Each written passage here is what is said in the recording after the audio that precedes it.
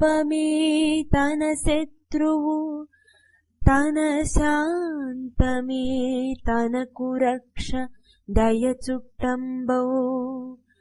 తన సంతోషమే స్వర్గము, తన దుఃఖమే నరకమండ్రు తథ్యము సుమతే.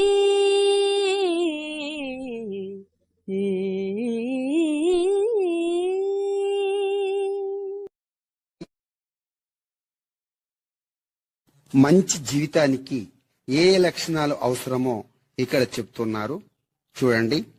ఒకరి కోపం వారికే శత్రువుగా మారుతుంది. శాంత స్వభావం ఎంతో అవసరం. దయగా వ్యవహరించడమే మనకు రక్షణనిస్తుంది. సంతోషంగా ఉండడమే నిజమైన స్వర్గం. ఈర్ష్య, అసూయ వలన జనించే దుఃఖం నరకంతో సమానం. ఈ పద్యానికి సంబంధించినటువంటి ప్రశ్నలకు సమాధానాలు తెలుసుకుందాం. మొదటి ప్రశ్న, ఈ పద్యంలో శత్రువుగా దేన్ని పేర్కొన్నాడు, ఎందుకు? ఈ పద్యంలో కోపాన్ని శత్రువుగా పేర్కొన్నాడు. శత్రువు ఎలా మనకు నష్టం కలిగిస్తాడో, కష్టం కలిగిస్తాడో, అలాగే కోపం కూడా మనకు కష్ట నష్టాలను కలిగిస్తుంది. తర్వాత ప్రశ్న, శాంతి రక్షగా ఉంటుందనడంలో కవి ఉద్దేశమేమిటి? సమాధానం, శాంతి అంటే కోపతాపాలు లేకపోవడం. శాంత గుణం ఉంటే అదే మనలను రక్షిస్తుంది. శాంతం ఉంటే ఎవరితోనూ మనకు తగవు రాదు. శాంతి మనకు రక్షణను కల్పిస్తుంది. తర్వాత ప్రశ్న, సంతోషాన్ని స్వర్గంగా కవి ఎందుకు భావిస్తున్నాడు?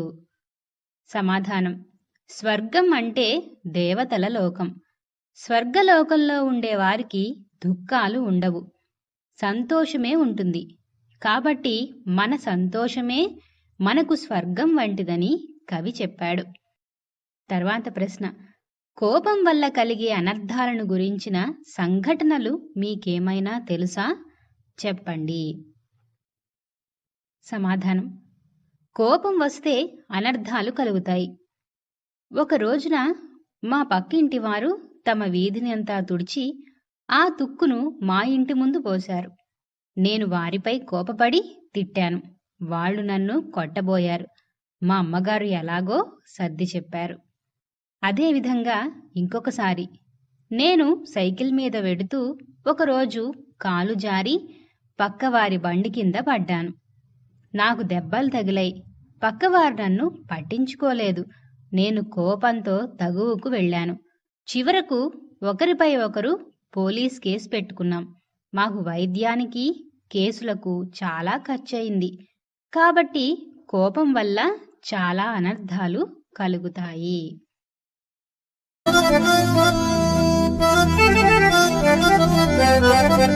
శ్రీనాథుడు మారయ భీమాంబల సంతానం.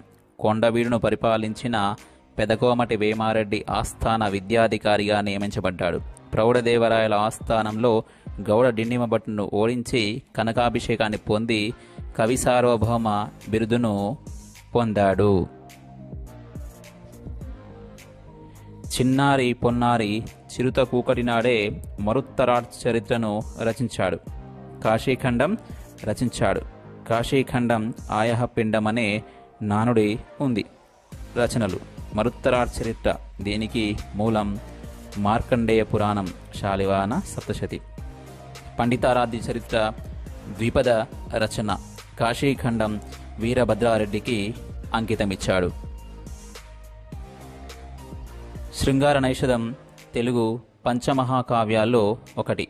8 ఆశ్వాసాల రచన. మామిడి సింగనకు అంకితం ఇచ్చాడు. భీమేశ్వర పురాణం బెండపూడి అన్నయ్యకు అంకితం ఇచ్చాడు. హరవిలాసం దీన్ని అవచి తిప్పయ్య శెట్టికి అంకితం ఇచ్చాడు. శివరాత్రి మహాత్మ్యం 5 ఆశ్వాసాల కావ్యం, దీనిని ముమ్మడి శాంతయ్యకు అంకితం చేశాడు.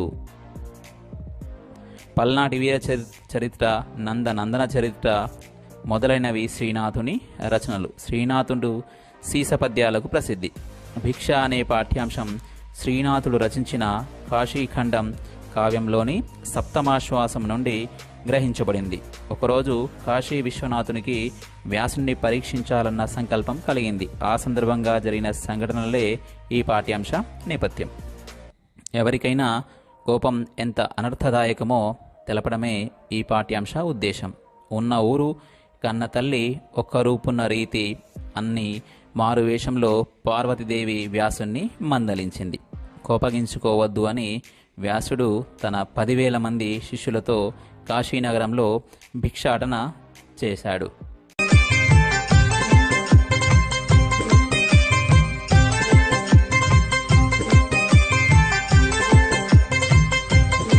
వేద విభజన చేసి పంచమ వేదంగా మహాభారత రచించి అష్టాదశ పురాణాలను రచించిన బ్రహ్మజ్ఞాని వేదవ్యాసుడు. పరమ పవిత్రం, పరమేశ్వరునికి ప్రీతిపాత్రమైనటువంటి కాశీ నగరంలో వ్యాస మహర్షి తన శిష్యులతో కొంతకాలం నివసించాడు.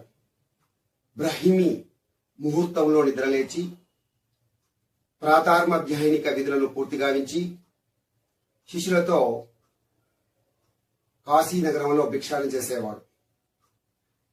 తాను శిష్యులు వేరువేరు తెచ్చుకున్న భిక్షలో సగము అతిథి అభ్యర్థులకి సమర్పించి మిగిలింది భుజించేవారు. ఒక రోజున కాశీ విశ్వేశ్వరునికి వ్యాసుడిని పరీక్షించాలన్న సంకల్పం కలిగింది. ఆ సందర్భంగా జరిగిన సంఘటనే ఈ పాఠం. ఎవరికైనా కోపము ఎంత అనర్థదాయకమో తెలియజెప్పడమే ఈ పాఠం యొక్క ఉద్దేశం.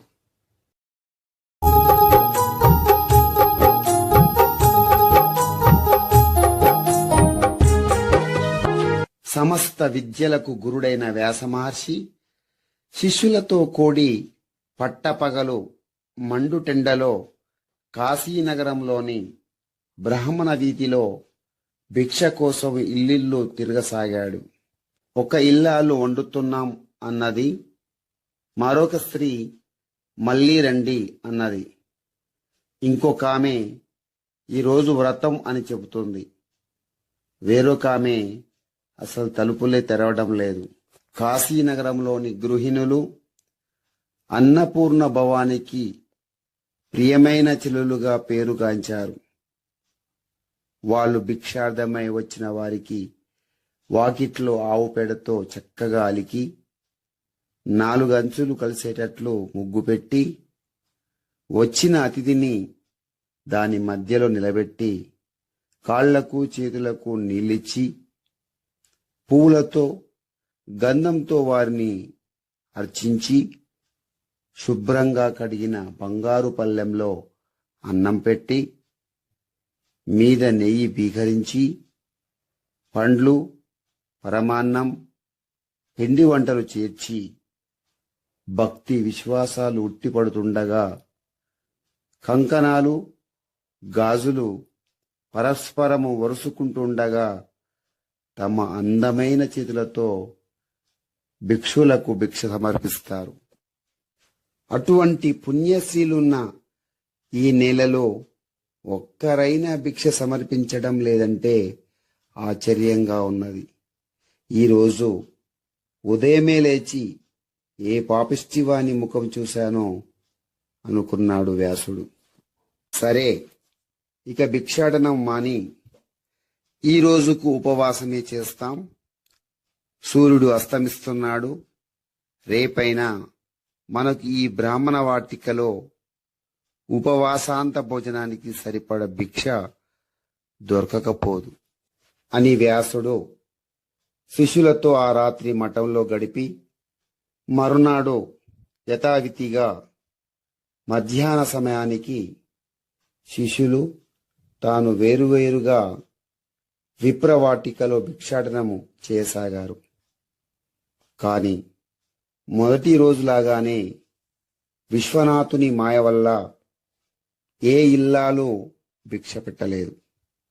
దాంతో బాధపడి కోపంతో భిక్షా పాత్రను ముక్కలు ముక్కలయ్యేటట్లు నట్ట నడివీధిలో విసిరికొట్టి ఆవేశంతో ఈ కాశీ పట్టణంలో నివసించే వారికి 3 తరాల దాకా ధనం, విద్య, మోక్షం లేకుండుగాక అని ఆకలి దప్పులచే బాధపడుతున్న వ్యాసుడు శపించబోయిన సమయంలో ఒక బ్రాహ్మణ మందిరపు వాకిట పార్వతీదేవి సామాన్య శ్రీవేషంలో వచ్చింది. గొంతుదాకా తినడానికి మాదుకర భిక్ష దొరకలేదని ఇంతగా చిందులేస్తున్నావు కదా, ఇది నీకు మంచిదేనా? బాగున్నది. నిజంగా నీవు శాంత స్వభావుడవా?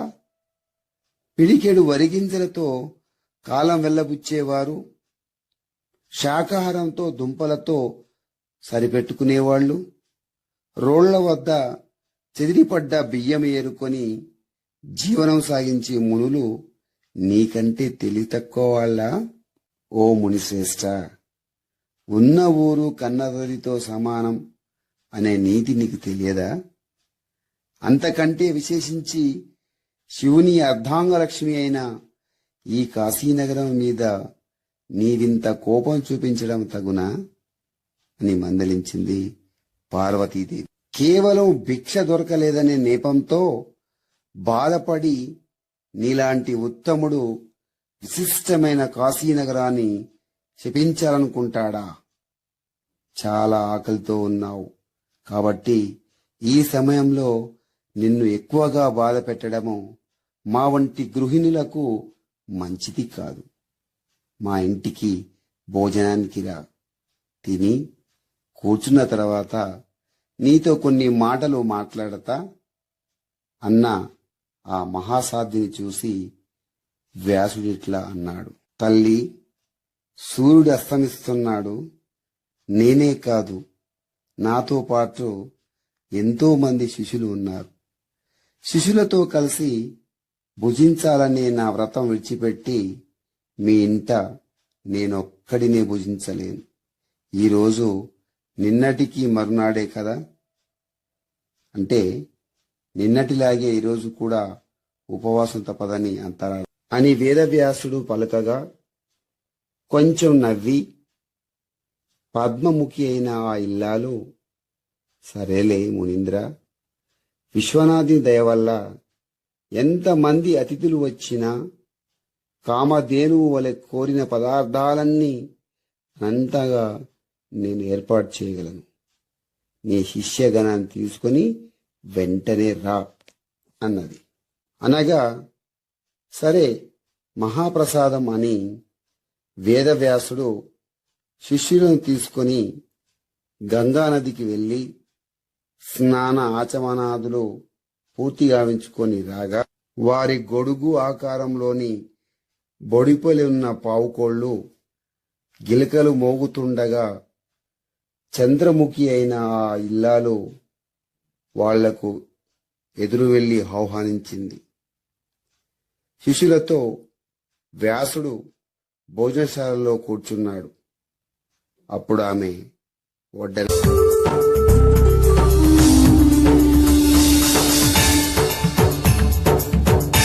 పురాణ శాస్త్ర పదవీ నదవీయసి అయిన పెద్ద ముత్తైదువా, కాశికా నగర హాటక పీఠ శిఖాధిరూఢ అయ్యాదిమ శక్తి సంయమివరా ఇటు రమ్మని పిల్చే హస్త సంజ్ఞాదరలీలా రత్న ఖచితావరణంబులు గల్లు గల్లనన్ ఆకంఠంబుగన్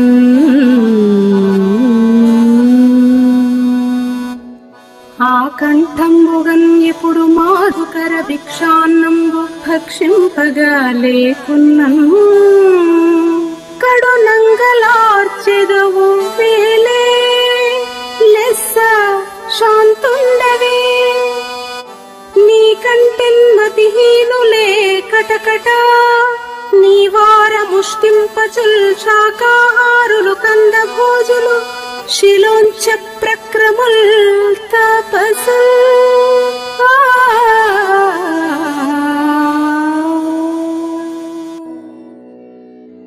అనవుడు నల్లనోవి కమలానన ఇట్లను లెస్సగాకవో మునివర నీవు శిష్యగణముంగుని చెయ్యనరమ్ము విశ్వనాథుని కృప పేర్మిన్ ఎందరతిథుల్ చనుదెంచిన కామధేనువున్ పనిగొనునట్లు పెట్టుదున పారములైన అభీప్సితాన్నముల్